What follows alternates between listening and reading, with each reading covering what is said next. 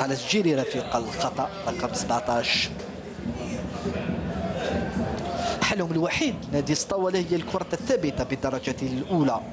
ممكن يكون حل، لكن لازم تكون طريقة يعني تسديدهم، لأن شاهدنا الركنيات ماهوش يعني ما فيش لاعب اللي يسدد الضربات الثابتة. مرتين التنفيذ كان سيء، وهنا ممكن هذا يعني هذه الكرة الثابتة تتلعب عليها، وهنا عاود ترجع بو عبد الله، لأن باش ما يسمحش نلعب وقت رقم 21 باش يمشي. هنا تكون ممكن يكون كومبينيزون باش تكون خطورة على دفاع أولمبي مدية.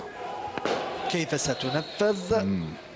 يوسف عمران يترك لسجيري، ولكن لثالث مرة تنفيذ الكرات الثابتة بشكل سيء.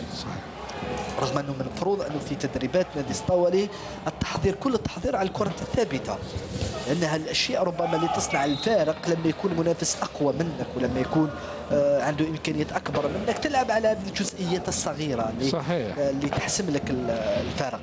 يعني. وحتى الكرات الثابتة لما